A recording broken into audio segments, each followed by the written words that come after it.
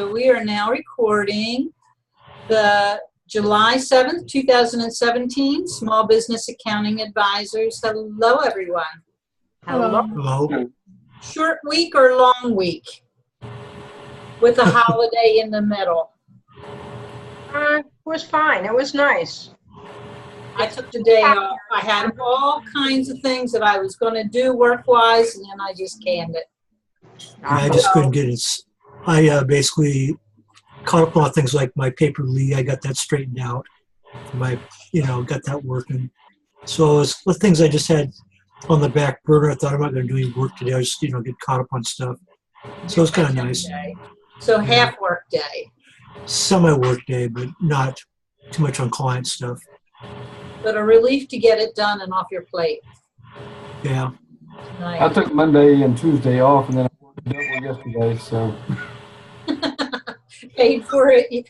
I paid for my day off on Wednesday, too. I worked a long day on Wednesday to get all caught up from everything. And it was only one day. Well, we're on a 4-day week for this until September. So Mondays, we're closed on Mondays anyway. So I ended up being closed Monday. Like I left the office Friday and didn't go back till Wednesday. Nice. But here's the funny thing. I ended up working Sunday. I spent a few hours working Sunday from home. And then I kind of just sat down and then we had fireworks on Monday night. And my sister did a barbecue and everything. And then Nice. I just braided my hair and twisted it up and watch TV, read, that sort of thing. Nice. Yeah, I'm paying for it now, which is why I'm still here. But we're kind of lucky in a sense that we're not out looking for a job if you're unemployed and that kind of thing. It's like, that can be pretty stressful. That's true. Oh, Sarah's here. Oh, come on, Dennis. What we do is stressful right now. I'm trying to get more clients. That's stressful as hell. Yeah, but at least you have some control and you're not relying on one particular. I ain't got no control. How I got control? Control your schedule. We do have control on our schedule, Have but you worked? Yes, that's about nobody it. does the work if we don't. There is no one to do the work if we don't. It waits very patiently for us. Which 80 hours a week are we going to work? This one or that one?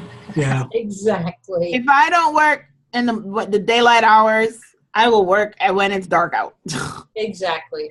Or both. That's my point.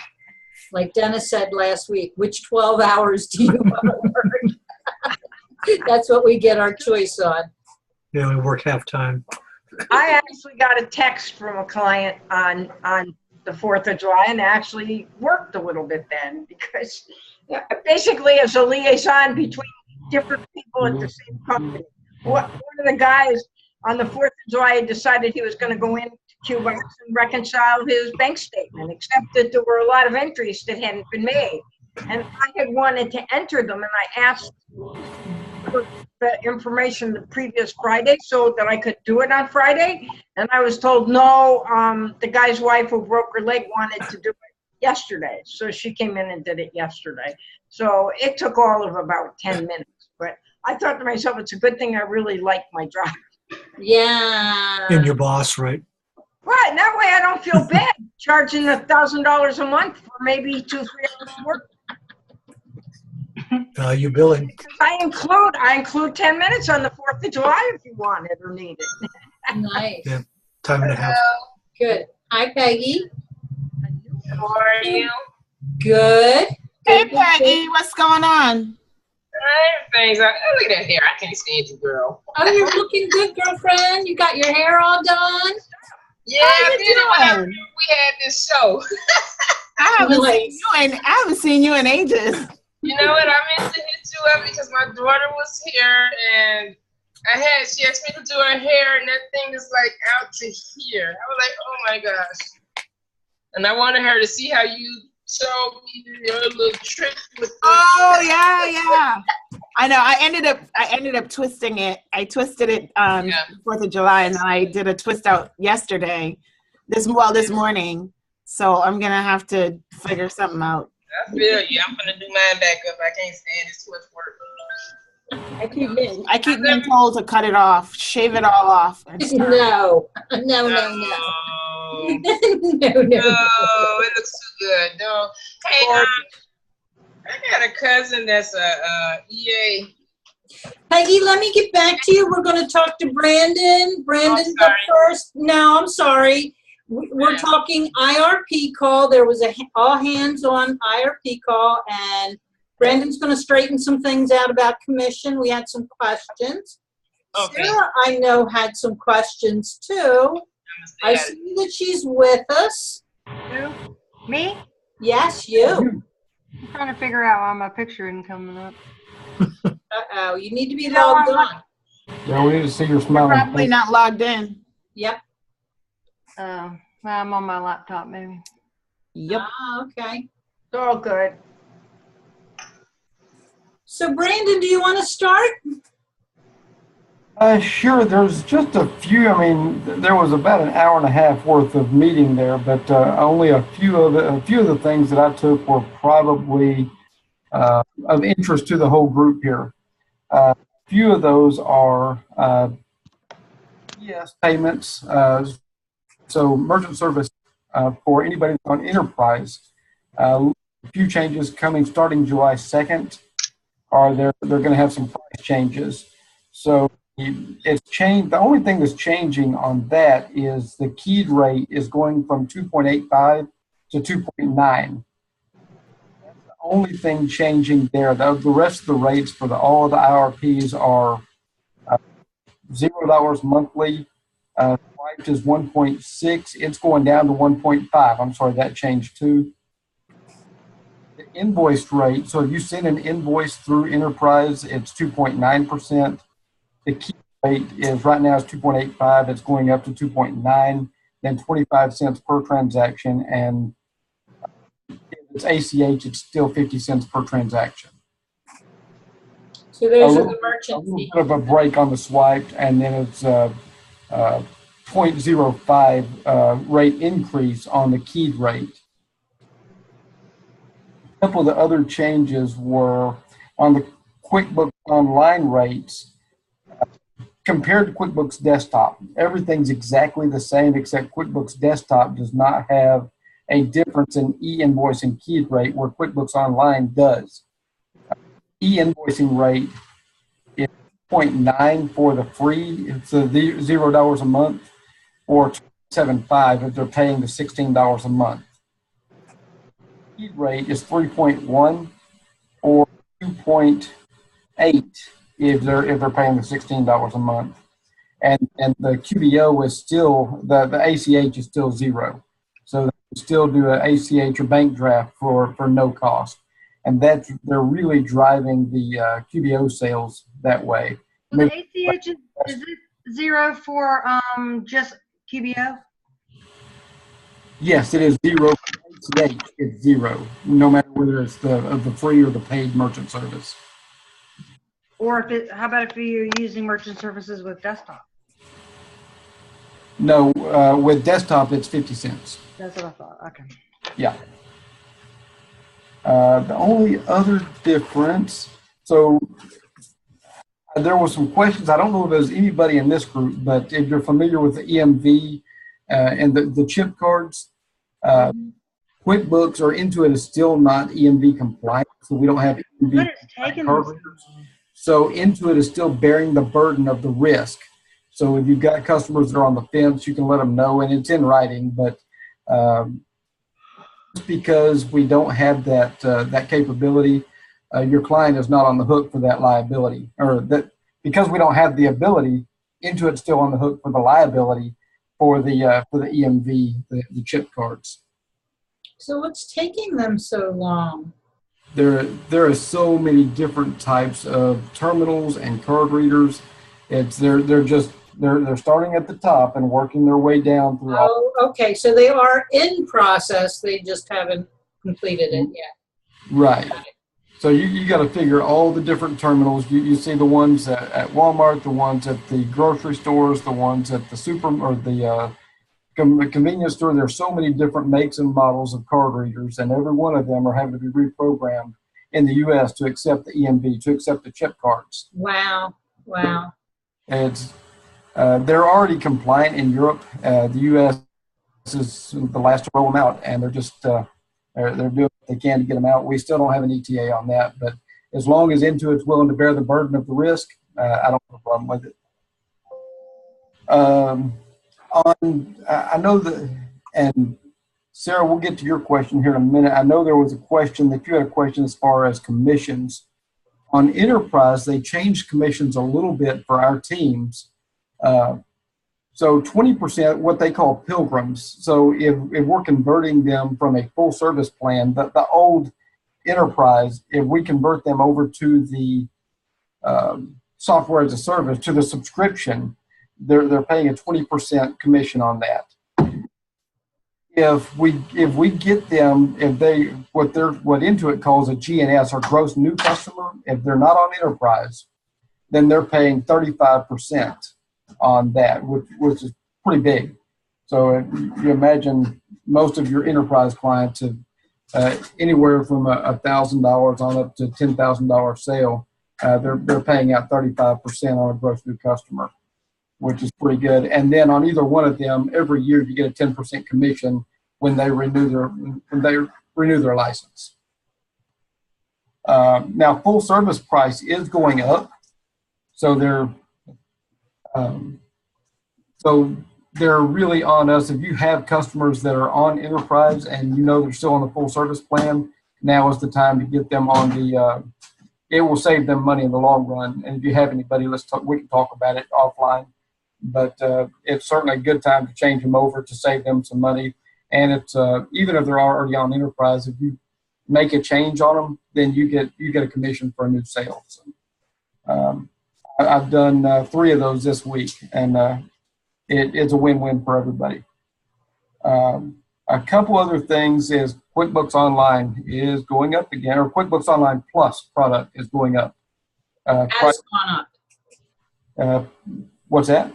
Has gone up. It has gone up, yes. The Plus product is going up by $50. Now, that being said, there's a couple of things that you need to know. Is right now we can Amazon price match. So I've got a link for you if you want it. As a matter of fact, let me jump over there and I'll tell you what the current price is. It's a good deal. The Quick Desktop Pro Plus, a 1-year subscription for $149.99, so $150, it's 50% off.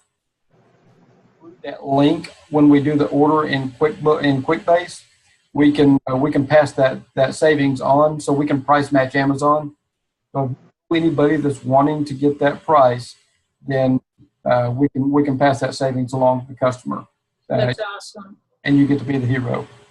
So let's go back to QuickBooks Plus. The difference between the regular Pro program and the Plus is the Plus is a subscription base, and it comes with support. Am I correct?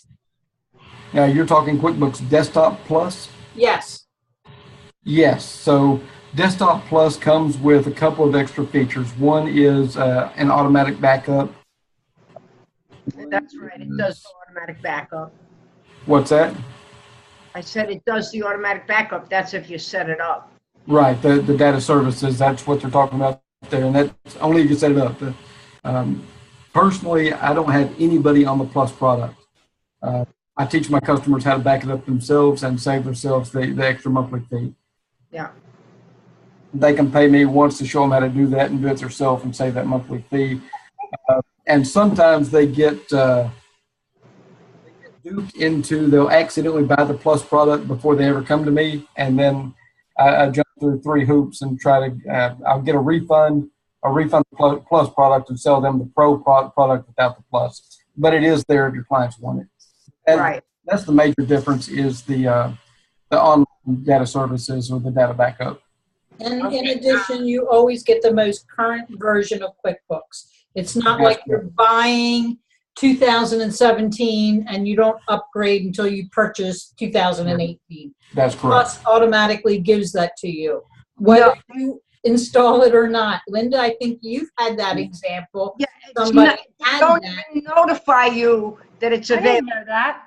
That I have a client that somebody they got a manager for a short time, and the manager put them on that. and they're still running 2015. They're on payroll, and because they're on payroll and everything, and their server is up like, you have to go up a 15-foot ladder in order to do work on the server. Oh, yeah. And they did that because somebody once stole the server, and so that's not a good reason. But Sarah told me there's a way I can actually do this without climbing up the 15-foot ladder. But I'm going to go do it and get them off of it. We didn't have enough time. I told the lady it was around Christmas, and I think it was December 28th or something. So we just let them do it and charge $800. And I forgot that was a Plus. So this new church that I have is on Plus, and they're on 16. And I only have, we put them on a Q box. I only have one machine with 16 on it. So all I have to do is get them to log in and down. So they have a right to install 17 then. Oh yeah, and then as soon as 18's out, they got a right to do 18. They get charged $800 a year. How much? On their renewal date.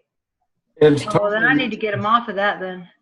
Yeah, what you need to do is you need to call into customer service, have them to cancel that subscription, and then they'll need to Sell it purchase to them. a new license for the next year. First, before you do that. That's why we just let it go. Yeah, it's kind of convoluted, but it's worth it. So if I go ahead and get 17, then call them and tell them to cancel the stupid thing. Yeah. Yep. You will need to do a reinstall, though. You can't use the license. Oh, really? Product Okay. number is different. Yeah, okay. Oh, you have to reinstall? Yeah, the license of product will be different. To go from Plus to regular, Linda. Exactly. Too bad you can't just change the product number. I know it. Oh. What's that? So the same thing applies also to QuickBooks Pro, Desktop Pro, as we've got an Amazon, we can price match Amazon. It's the same thing. It's 50% off on Amazon right now, so we can price match that.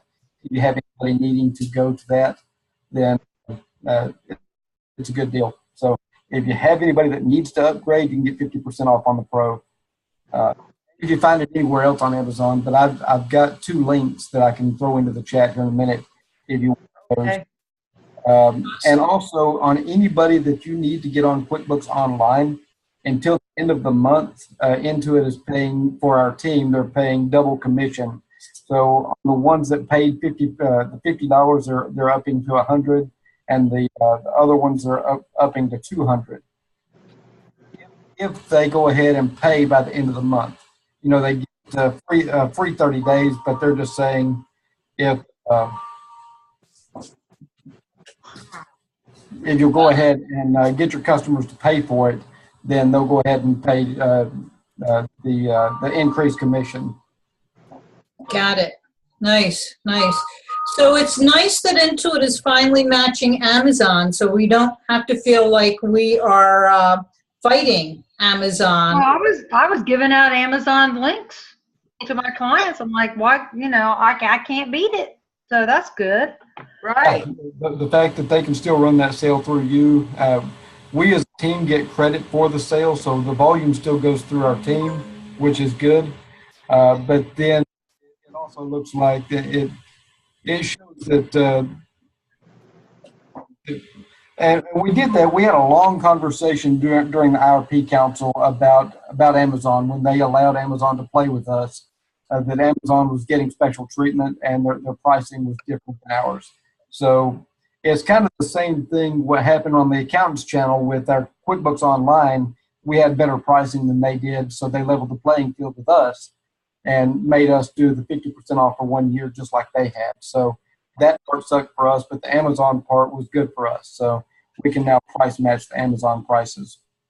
Nice. I'm glad they finally Now, did this. match the Amazon price? What's that?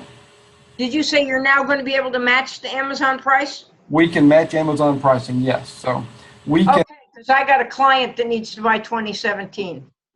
Then yeah. So I've made a Amazon store on my website, and it's showing $179.99 right now. What I'll about grab for the link for you and throw it out there for, you talking about QuickBooks Pro. Pro? Okay. Let me just- So that's, I forget the name of your business. I don't have it memorized. Who, me? Yeah, it has 3 Oh, initials. ASB Inc., Accounting Services Bureau. ASB, that's it. Yeah, it's ASB Inc. Got .net. it. Okay. And So I have a so store, and then if I click on it, and Brandon gets a commission. it says list price is $300, and it's for $180. I told them the best price they could get would be about 300, maybe a little more, so that's fine. The lady's been running 2009. Oh, good gosh. So Yeah. count how much money, it's like it's nothing. She should have been 2012, 2015, you know. $150. I'll be darned. Look at that. Awesome. That's great. So my Amazon link is linking to an old. Yeah, and what I would say is, I mean, I'm seeing 149. Yeah, they're doing away with Yeah. this store idea, so I wonder if it's just not updating. Oh, somebody told me that, were you the one, Sarah, that said if you had a picture embedded in a blog post, that when you changed the picture, it didn't change in Facebook or Twitter? Oh, I figured that out yesterday. Yeah, the blog, that's a blog thing, a picture on a blog. So how many of you got caught with your photos on Photo Bucket? Oh, right. Oh, not me. Yeah. Boy, oh boy, they just lost a lot of business, didn't Yeah. Okay, I'm sorry. Brandon, back to you. yeah, there's 2 things that I took away. One is if anybody's doing QuickBooks Point of Sale, they're changing the structure. Now, instead of what we used to do is we would buy it at wholesale, and then we would turn around. We could mark it up as much or as little as we wanted. They're changing that to match the. They're paying a commission on it now, so it's a 20% commission, and they're going to set the price just like we currently do Enterprise. So they're kind of leveling the playing field there. They're going to take over the marketing and the pricing for it, and they're going to pay us a commission if we sell it. And then personally, I like Point of Sale because I usually get the QuickBooks attached and the payments attached and the payroll attached. So it's kind of the whole thing. So if you're doing Point of Sale, that's for QuickBooks Desktop, that's a change. So it's 20% commission on that, and then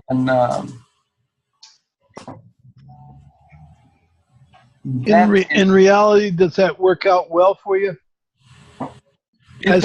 as compared to what it was before? Yes, because what I found is usually customers price shop a lot, and if they compare my prices to somebody that does a lot of volume, and I don't have anything bad to say about any of the IRPs. There's a number of them. Ruth Perryman is really good, and she knows the product very well. But if you go to her website, she sells a lot of it, but she does it at no markup. So she's selling it at rock bottom prices.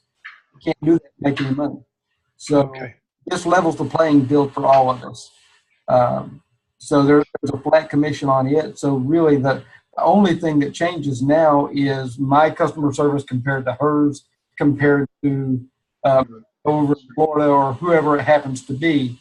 Now it's all about relationships and customer service and building that relationship with our customers. Nice. Sounds good. Nice. So yeah, that did help me, and I can see where it would have hurt a few people that are doing a large amount of volume. They may still go to her because she's got a great presence out online. So she, as far as search engine optimization, she's got it going on. If you do any kind of searching for the products, then she ranks among the top of almost anybody. The only other thing that I had as far as my notes that I came out with was QuickBooks financing. I didn't even know about it. I don't know how I didn't know about it, but they brought it to our attention again. If you have anybody that's needing to make a large purchase, then QuickBooks Intuit, I guess, is offering financing. It's QuickBookFinancing.com or 844-848-0430. We don't make anything off of it. It's just a way for them, if they have a large purchase that they need to make for software or hardware for point of sale or something like that, then there's options through Intuit to do that. And nice. And it's based on their QuickBooks file. So as long as their QuickBooks are up to date and they can see their, it's just like going to a loan officer and asking for a loan, except that they can see their books in real time if they allow them access to the books. So. Got it. So Sarah, did that answer your questions? Mm-hmm. Okay. Thank you, Brandon. Thanks, Brandon. Yeah, you're welcome. So second, we were going to talk to, let's see, Linda and her new client. Well, I just got reconnected with a client that I helped in 2005. She gave me a call this morning, and it's always kind of really nice to have somebody from 12 years ago, 15, 20 years ago give you a call and say, well, they were real happy with the work you did, and now they're ready to do something more, you know, so. Well, two things. One, she found your number after 12 years. She has a good filing system. And two, you have the same number that you had 12 years ago. But you do not need any information other than to remember QuickBooks Queen. And I tell people that. I can give them a business card, but there's no reason. You're going to throw the business card away anyway. The thing is, when you're talking to somebody or you need help with QuickBooks, just think of QuickBooks Queen and go over to Google and Google it. And there, and it's the right moniker. Yeah, it's really kind of neat. And there's about 5 QuickBooks Queens. There's like 3 of them out this way, but I'm not any one of those. And once you look at the pictures, you know who's who. So there's one back in Georgia, and there's another, I think she's in Atlanta, and there's another one that's in Ohio or Illinois or Indiana. So you're the one in California. Well, there's 3 in California, but I'm the one that looks like me, so people remember what I look like too. And I'm the one with the New York accent and voice and everything, so. Didn't you have a question about merchant services? Did Brandon answer your questions? Who had the question about merchant services that? I think talking about commissions that the people, the QuickBooks Pro Advisor get paid for selling the products. And I got lost with the, I heard that there's 0% for an ACH. I need to get more information from her because she's got some kind of website that she sells drug testing on. And she said that the person who set up her website set it up so that there's a button on the QuickBooks invoices that it sounds like they come out of QuickBooks 2009. And I think she has a PayPal button. It's not a QuickBooks merchant. No, nine is sunsetted. It wouldn't. Yeah. From what you had told me before, it sounds like a PayPal button, which you can do when you go online to PayPal. You can create those buttons and put it on your website or put it on an invoice. Right, but I think she wants to streamline things a lot more. So what I'll probably do is go with some people next week. So that's my guess. Because she said she has PayPal, she has Square, but a lot's going to have to be with what works with her website, and I don't know what Shopify or what she is. Got it. It's going to be an important part of it. So does payments work on a website, Brandon? I mean, I know that you get the link on your invoice when you send the invoice out of QuickBooks. It will work, but you have to ask for e-commerce. So So you can set up payments to work with QuickBooks Point of Sale, or with QuickBooks Online, or e-commerce. So it's a separate type of payment. You can, if you've already got payments, you can ask that they turn that on, and it will work that way. The caveat is that with your e-commerce, with your shopping cart, they would have to be compatible with the Intuit Gateway or the QuickBooks Gateway. Got it. So it wouldn't be a bad idea to sign up for the QuickBooks Merchant Processing e-commerce Right. on the website. And Right. Do they give you that option when you sign up online? I mean, when you sign up for like a Plus, QuickBooks Plus online? I think those are that option. So if you're going payrolls and add-on. if you're going online to apply for a merchant service, Right. typically, it's been a while since I've looked online, but usually that option is not right there. You don't see it. You have to go hunting for that. Or if you're going through myself or Misha or Sarah or Gina, then we can, when we go out and fill out that application for you, then we can check e-commerce when we're helping walk you through that application. Oh, okay. That's an option that we see for sure, but when you're looking online, you have to go, you kind of have to search it out because it's not something that they sell a lot of. Okay. All right, that's helpful. Well, what I will probably do is either send her to Sarah's website to buy the QuickBooks from their account in 2017. And I told her, even if it's $30 more, it's probably worth it. But she just, and then, because it has a lot of extra reports and everything. And But I'd get it through the IRP. So she can do a thing on my contact, just leave me a note or give her my email, or I can refer to Brandon to get which one of you want to set her up with e-commerce? See, I'd just rather not do it. I'd rather not do the e-commerce too. So I'll just give it to Brandon. Yeah. Give it to Brandon. There you go, Brandon. Taking the time to learn it. So, I just don't feel like taking the time to learn it when I have a friend that does it well. Right. I enjoy training if they come through you, Brandon? What's that? I say, do they get training if they come through you and purchase it?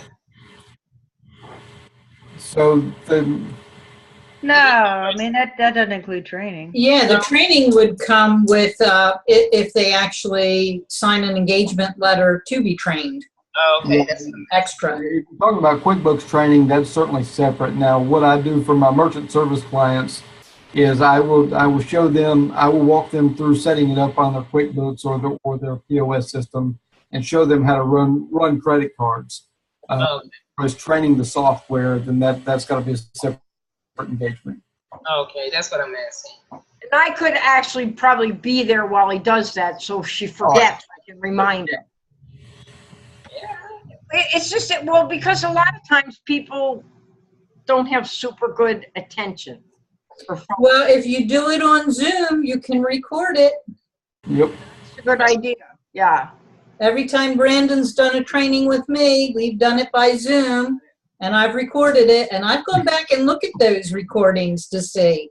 So I don't have to keep bugging them all the time. Yeah, did that with Misha. Well, they go somewhere, I guess, on my computer. I did have a Zoom meeting with one person. I haven't looked at it, so I don't. Yeah. It goes to your documents file. Okay.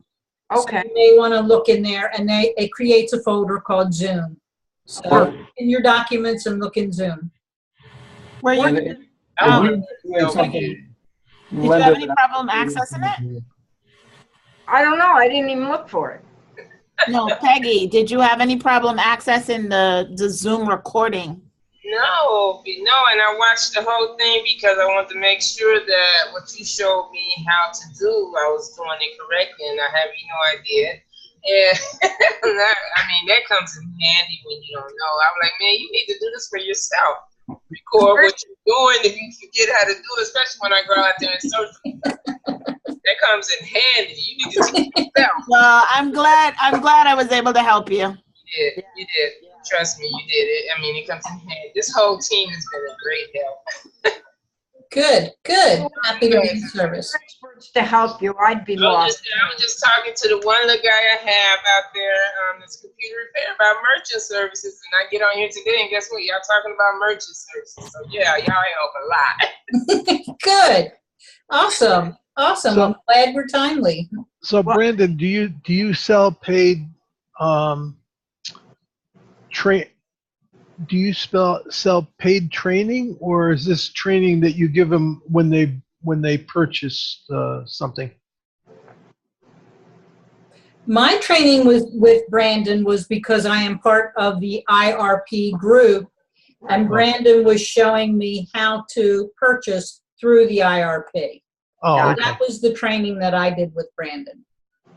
I do sell training consulting with most of the products, so almost all of them. So everybody in our channel, then yeah, I want Gina and everybody else to know how to pricing works and how to purchase all of the products for their customers. But if I've got one-on-one customers where I'll sell a product or sell the payments, and then I will also, if they want to attach training to that for the product or something like that, then I will certainly do that as well.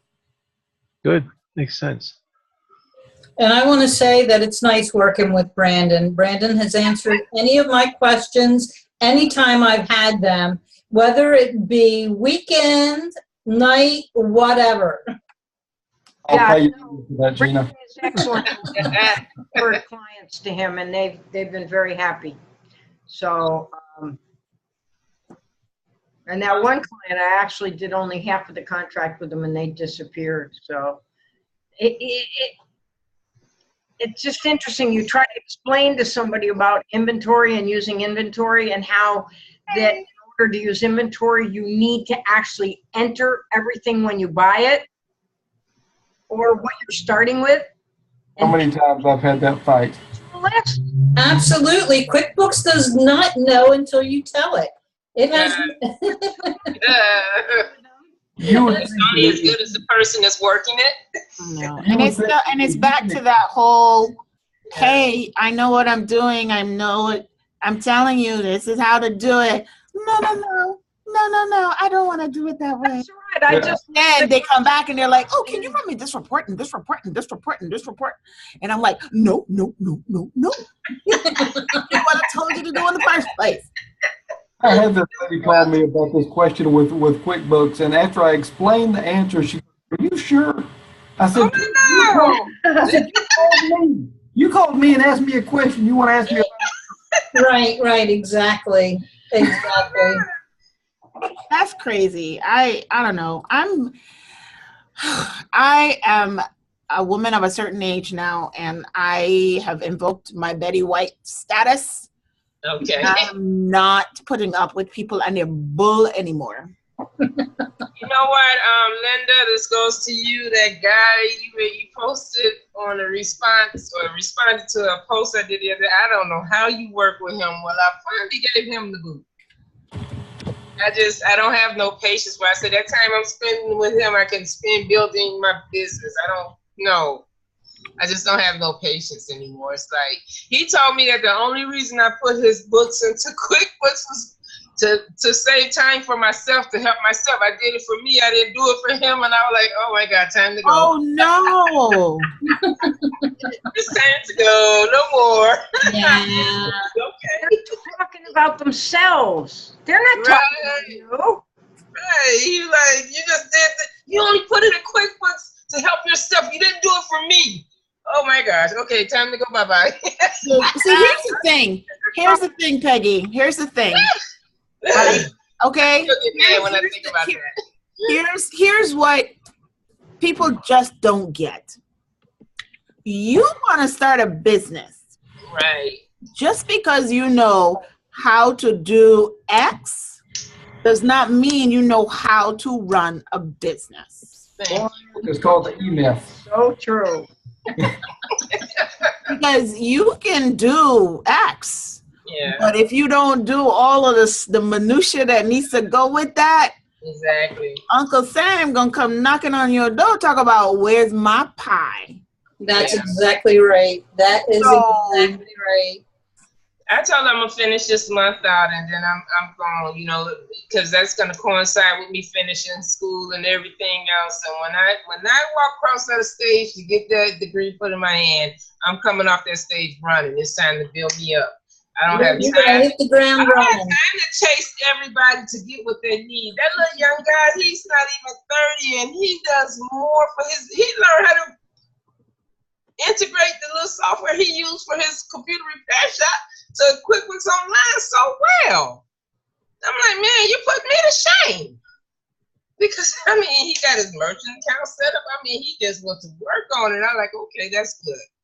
Because he's a true entrepreneur. He's a true, because Yes. he knows if I don't do that, Right. then I could potentially miss an opportunity where it's a sale, whether it's tracking, you know, a mistake or whatever it is. Yes. And He's good.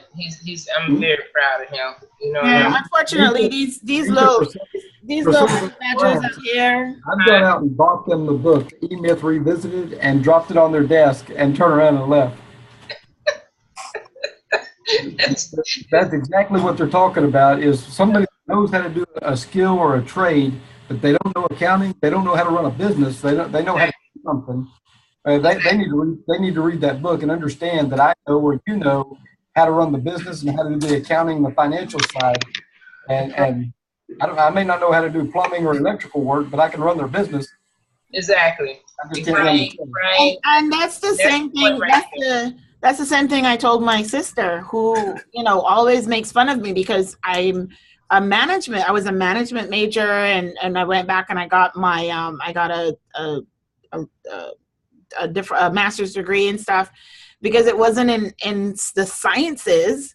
She was like, "Oh, you're a basket weaver," and I'm like, "Yeah, I'm a weave this big old basket that's gonna hold all the money that you losing because you don't know how to manage your books." Right. Go ahead. How many I'm of these? going to change the subject now. Larry had a question for us. Are you still with us, Larry? Yes. Okay, your Well, question. question is, well, for everybody, but I was thinking of Linda when I come up with this question. After watching, you know, the chatter on several different groups, and then some questions that I heard on in person, my question is this: if you have this is for like cleanup work and then possibly ongoing work afterwards. Got it. If you have a potential client, and I guess the very first part would be reviewing their data file before you could really come up with an estimate on what you want to charge them, I would guess. And would you want to charge them for that initial data file review? I mean, let's say they're off for a couple of years or something. I mean, you know, it could take a while just to do This is really good, Larry. the review. Has anyone else? I started following somebody on Twitter, and her little Twitter tag is Accounting Girl, and she does that for $1,000. Yeah, I do. She calls it Needs analysis. Yes, it's an X-ray vision quest though, and she has a picture of herself in this super accounting girl outfit. And I see nobody will ever forget her either. No, she was a leader a couple of years ago, dressed like a little Supergirl or something. It was great. Yeah, you know, it's like I like mine better because I get to wear a little crown, you know. So I wouldn't look so good in that costume. But I would definitely charge for it. What I do right now, and I play this by ear a lot. Like I got the call from the lady this morning, and she said, you know, we talked for about an hour, and I gave it to her because we were enjoying it. And she had cancer, and I I said, well, I had cancer. She said, I thought I remembered that, and so we got along real well. But I said, well, right off the bat, if I had to tell you on the phone, I'd have to tell you $1,000, but it's probably not worth it to go back and clean anything up. And I said, the lowest I would charge her was $500, but let me come out Monday, and I'm going out to meet with her for Monday for an hour Monday. I'm going to take a look at her file and a look at her computer and a look at her website. And then I said, I will give you a written proposal. And then you decide whether you want to accept it or reject it. And I said, if it's for like $1,000, you start the contract by giving me a $500 payment. And she says, did you take credit cards? I said, yes, I do. And I said, then when I get into it, if it turns out, because you're an old favorite client of mine, if it turns out it's not going to be all that much work, I'll make the price between $500 and $1,000. But if not, I will finish it up for the other $500. And in the proposal, I say, when I reach this certain point is when you pay me the next $500 or $1,000. If Years do you give them? Hey, How many Linda, years do you give them for cleanup? Linda, I'm in another group. It's called Tax Coach, and they do plans, sell market. They sell plans, and he likens it to being a doctor. He says there's the analysis, or there's the analysis, there's the prescription, and there's filling it. And so he tries to be as generic as possible on the analysis and not give away, the prescription in your needs proposal. So I'd be very cautious of getting too specific because you don't want them taking it to another account and saying, hey, could you do this for me? That kind of thing. Well, if that's what they wanted, if they wanted it all written out, Right. they would be paying more for that. And then if they want to take it to somebody else, that's fine with me. I don't care. Then they'd be paying me for my analysis, and it would be detailed. But otherwise, it is generic. Yeah, I wouldn't. I want to say that I do it a little bit different. I offer a free phone consultation, and really in that phone consultation, I'm getting information about them. I'm feeling how up to date their books are. Do they work with an accountant? What their specific details are, what specifically they need. And then I send them a proposal, and mine is per hour. However long it takes is, I give them an hourly rate, where you're doing yours more as a group. And I also do what you do. I ask for a deposit up front. This proposal is good upon receipt of X amount of dollars. Sure. And then during that, the first thing that I do is I will go through their QuickBooks with them so they can see all the things that need to be cleaned up. We look at their accounts receivable, their accounts payable. We go through the balance sheet, and they're paying me by hour to do this because everybody is different. They have a different computer level of knowledge. They have a different QuickBooks level of knowledge, and they have a different need for what they want. That's very true. Yeah, our approach is kind of the same, but a little bit different. Are you willing to share how much you charge an hour or not? I can. Offline. You can wait till the end if you I'll want. do it offline. Charge $100 an hour. Yeah, I'm wondering just like a contract. I'll tell you how much I charge. $1 million. Well, you're worth a lot more than I am. What can I say? So Yeah, Larry, it's all about the glasses. It's all about the glasses, Linda. The glasses. Larry, I hope we answered your question. Oh, this is invaluable information. I mean, it's really cool. I wonder, like, if you charge them by the hour, can you set something like, I want to get a payment for every 10 hours type of thing? Like a contract? Yes, that's how I do it.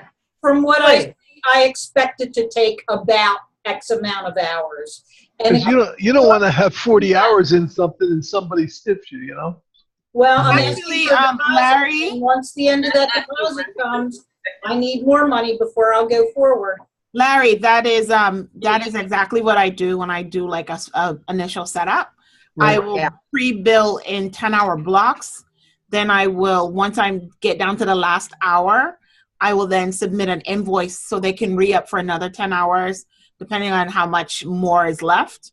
Got it. And I do it on an hourly basis. And then the monthly engagement to do the actual, the monthly bookkeeping is when I would do this is what it is per month. I need the payment on either the 1st of the month, the 15th of the month, or whatever it is. Right. So, billing in 10-hour blocks. That way that you're prepaid and you literally just keep track of your time. And, when that 10 hours is down, you let them know. And what you don't want to happen is doing the work without getting prepaid. Exactly. Because you end up getting stuck. And then you're chasing them for money. They already have what they need. And, they don't care about paying you. Everybody else is more important at that point.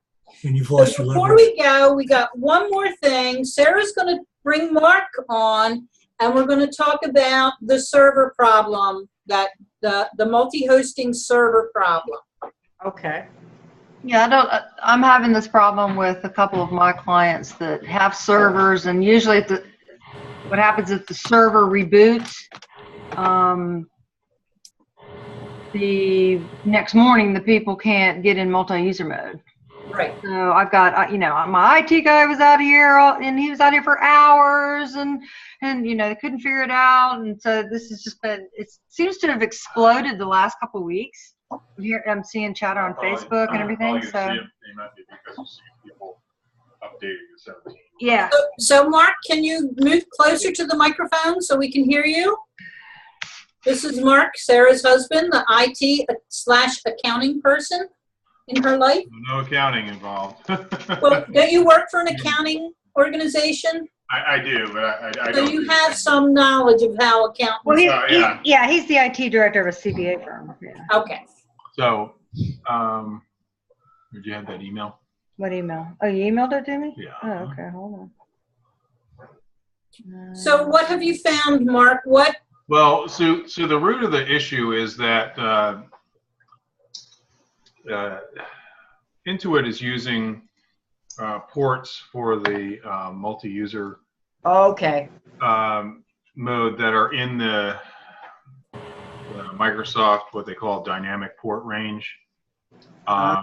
And the thing is that those ports, it's from Angela. Oh,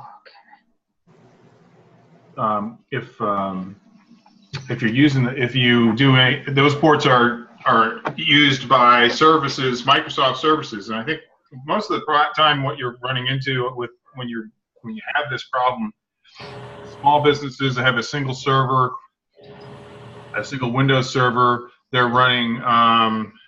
It happens to be it's running services like DNS, domain name services for the local thing, and that's one of the things that seems to be grabbing some of the DNS starts up before the QuickBooks database manager. DNS grabs the ports, some of the ports in that dynamic range, and then the database manager can't, so it fails. A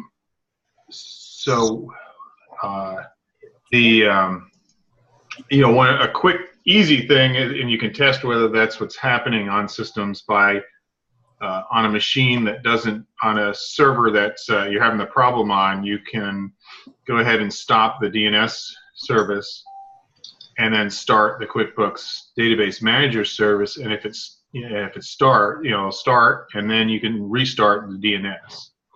And that requires being able to go on their server and know what you're doing. The know what you do part is really important there.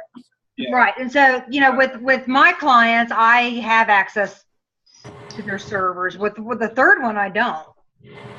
So, and so I know how to go onto the server, find the services, and kick it in the fanny to get going again. But there's a Mark has figured out a permanent way to fix it, which the IT person needs to do. And I've got something I was gonna. he's going to show it to you, and he's trying to email it to me, but it's not coming over. I was gonna ask if you had this documented, like, in writing. It's not doc. I was just gonna show it there. There it is. Okay. There it is. There So, it is. we Okay. can pull this up and it'll. I can share a screen. Go ahead. Yeah. Okay, so now you can share your screen. Yeah. I haven't run into this yet. It sounds like something I would get stuck on, though. I'll have to find Zoom. And it's a killer. I mean, if you don't know what to expect, I mean, it can leave you looking not very good with your client. Well, yeah, it can be embarrassing. Well, every Monday morning when Those are my favorite calls. Now, what do you see?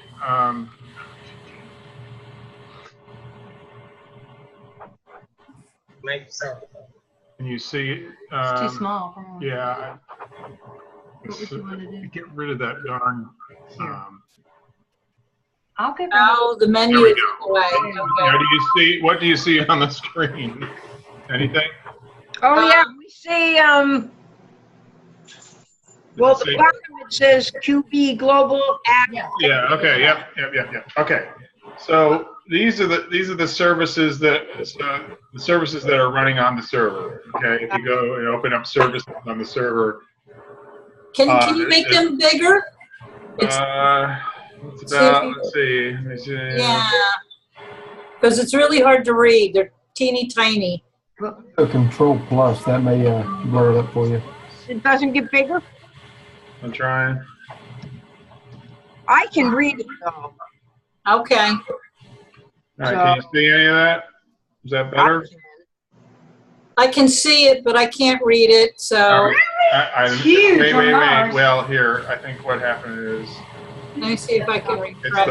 It's the wrong. Yeah, hold on. Stop sharing here. No, you're still sharing. There we go. Oh, much better. Oh, yeah, that's great. Much better. There. How's that? Good? Yes. That's great.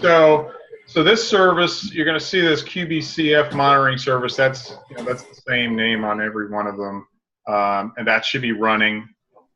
And then depending on what version of QuickBooks you're running, this is the database manager. Okay. So it's QuickBooks DB, and then 2.4 is 14, 2.6 is 16, 2.7 is 17. Got it. Okay. So These things will stop. So they all need to be running. If your QB monitor is not running, if that's not running, or one of these guys is not running, that's probably where your problem is. You can get on the server and find these services, and they're not running. You just right-click and restart them. Well, but if it's on a server where the DNS has already grabbed those ports, it's not going to start. You'd have to stop the DNS service, the DNS server service, and then start this. Yeah, they're fighting her on who's on first. Stop this and then restart, or start this and then restart the DNS service. But again, that requires intervention, and it's a pain. So, and then as an example down here, so these are the ports that QuickBooks is using right here, 14. So these are the ones that are the problem. This last range is a range of 5 ports. Yep.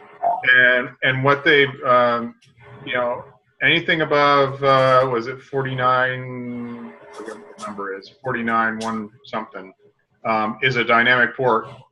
So that's where the conflict is coming in.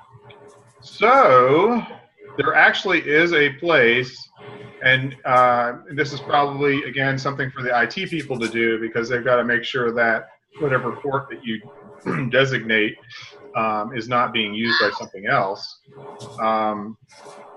If you're on the server under C program data into QuickBooks, there's the QB Global .ini file, and this is the contents of that file. So this start port by default for 2017 is 55373, and the range is 5. Okay, so what I did is I found that, okay, nothing is using, anything in this range on the server. So I went and changed that start port to here, and now that allows these services then to start up without conflicting with other things that are running on the server. So that seems to be it. We haven't really had any problems. No, we haven't had any problem. So Sarah, I want to say to you that you should make a video, you and Mark should make a video and charge for it. Oh yeah, for Put it sure. on your website, and it doesn't have to be a whole lot, but this could be something that, somebody that buys this video can give to their client's IT and say, here, do this. Because I know if I watch that video, I'm not doing that on no one's server. No, yeah. Yeah, and as the accountant, we don't need to be on people's servers. But at least there's a solution, and there is, if you know what the idea behind the solution, you can point them in the right. Well, that's what I'm thinking. A lot of times the IT folks have no idea what's going on with QuickBooks. Yeah. Right. We had one client that the IT people actually came and picked up the server. Couldn't figure out what was wrong with it, and picked it up for repair. Seems like where this has been a problem that I've heard about is where a client, which would be normally a workstation client, all of a sudden grabs the server's job and becomes the server. It becomes that's another one where somebody starts hosting on their system, right? So they start. That's what happens when these services stop. You're no longer on multi-user, right? And it won't open QuickBooks until you host it on another computer. Right, and that's generally what that. Because so this whole thing can precipitate that problem in that, okay, all of a sudden multi-user stops working. Somebody goes in and and QuickBooks says, oh well, you're not enabled to do host. And then they say, do you want to turn it on? Yes, of course I do. They don't know. They have no idea what that is asking them at all. Right. All they know is they can't open QuickBooks unless they say yes. So then they do it, and the next thing you know, that person leaves for the day, shuts down their computer, and then nobody can access multi-user mode again because they were the host and it's not there. And that's exactly what another client was having a problem with, is that they didn't realize that. He's talking about me. I had. Not you, no. Oh really? Well, yeah, you were the most recently, but the other one was. I had, for some reason, it was either I guess it was some of the clients that Karen works on the most, or they're in queue boxes. And I could go into multi-user mode and then she could join, but she couldn't go into multi-user mode from her machine. And we've been fighting that for months. And finally Mark went, why are you hosting? Well, another little trick is if you go into, those ND files that are always with the QBW files? Yeah. They're really just text files. So you can open them up in the text editor. And it'll show you what system is being, what the IP address of the system that's hosting the, one, if it's in multi-user mode, and two, if it's what the IP address of the machine is that's hosting it. Got it. You can also open the workstation. It will tell you whether it's in multi-user or single user. Well, actually, it doesn't give you single user. It gives you multi-user. If it doesn't say that, then it's in single user. Right. And then you go to File, and it will either say Host or Turn Off Host. if it says Turn Off Hosting, that means that computer is is the host. Yeah, good point. Right. But does it? If it says if that computer isn't the host, does it tell you who the host is? No. It does not. So that you can find if you had to in the ND file. If it's really, if somebody really is trying to figure out, okay, what's going on here? We know this is in multi-user mode. It's hosted somewhere. We have no idea where. Well, Mark, that will the tell other you. thing about that is if you were in QuickBooks and you went up to under, file and then go down to open previous, I always go that way and it gives you the whole path. So it shows you where the data file is. Well, that just shows you where the data file is. That doesn't necessarily show you, I don't think, who is hosting multi-user. Right. Right. Oh, I thought that was the hard drive that it was on. So. Well, it is, but like my files are all on the server, but my workstation was hosting. You have QuickBooks on here? Really? Yep. I didn't know I could do that. No, I didn't either. I thought wherever the data file was, that had to be the host. Right. Okay. Okay. No, because you could put your files on the server and not load the database. Let's see if I can. You still share your screen? No, I turned off. I was going to look for the an ND file. I'm whipped. I'm curious. Oh, but this is just for multi-user. So, because I have that one client that uses QBox, but they actually have 3 licenses, but they don't have a LAN set up. So they're hosting in the cloud via QBox, actually. Yeah, that's where their data file is hosted, is in the cloud. So, but they don't need to get on it at the same time at all, so it's fine. Actually, the data files are on each of their computers and they're syncing in the cloud. That's a better way of putting it. Oh, you mean QBox? Yeah. Yeah. They're all open. We had a problem with that yesterday, and I don't know, and this was interesting.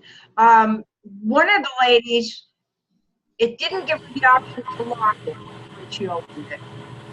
And she never got a message. You know the message you get, your file is not locked, any work you do won't be saved. She never got that message. And she did like 4 hours worth of work. Well, so she should have started with the QBox. What I'm doing is I'm taking everybody's QuickBooks icons off their desktop. So I do that too. With QBox. So Linda, the reason why she didn't get a message is because she turned off the function. Yeah, it was probably turning off. When you turn it off, it does not keep popping back up. If she told it stop, it won't pop up to tell her that it's not locked. I kept asking me that today when I was playing with it. Anyway, I saved her. I called TS, and what we did is before I backed it up, I sent the backup through the cloud up share file, not QBox, through share file to my computer. She has an extremely slow computer. Their internet is so slow, it's like a turtle or a snail. Yes. And that's why I did that. And then when I got home, yes. Even though she didn't tell it to lock or whatever when she was working on it, would whatever she do still be saved on her desktop? Yeah. Would it still be saved there? Synced, and as soon as you can sync it later, it wouldn't sync. What would happen is up above would sync down and cover that up. She had to send it. She had to use support and send it to support for them to sync it. Oh, okay. Well, what I just bye everyone. I opened it up at my Bye, Nisha. Bye. Have a good weekend. So I restored it. I opened up QBox file, restored the backup, and then I went out and synced it. So then. I see that. Yeah, that works. Yeah. I asked. Yes. You got a hold of the file before they overwrote it. Yeah. Right. Yeah. At least she realized it, or at least so much to learn. I mean, when you first get into it, so much to learn. Like you don't have enough time to learn it all. And you won't remember it until you're actually doing it. When you're actually doing it. Right. And we all had to learn it 10 times before we learned it. That's true too. So does Mark have anything else that he wants to share with us before? Yeah, let me share this with you. And this is where you find the IP address. right. of the hosting Yeah, let computer. me share this. Wow. Now about the Zoom not there. Good grief. All right. Where? Green. Share. Yeah. So Sarah, I'm sure you're glad you're using your laptop and not your little iPad today. I know. Is that? Do you see that? Okay. Yes. So I said, so here's server mode. One means it's being hosted. 2 means it's not. There's the file path. This is the ND file. This is the contents of the ND file. Server IP, that tells you the server that's hosting it. Got it. And then this tells you the engine name. So 24, that would mean it's 20 in version 2014. Got it. Okay. And then this is the port Got it. that it's running off of. So you can get a lot of information from that. I never knew what the ND file was. Thank you. I always called it the index file because it's like the N is missing in the EX. Network. Oh, it's network? Nice. Yeah. Thank you, Mark. You're welcome. So, Sorry. are we done with this techie stuff? I think we're done. I'm going to end the recording. So hang on. We'll talk after we're done recording. Okay. See you all next week. Same time, same place. Have a great weekend, everyone. Bye.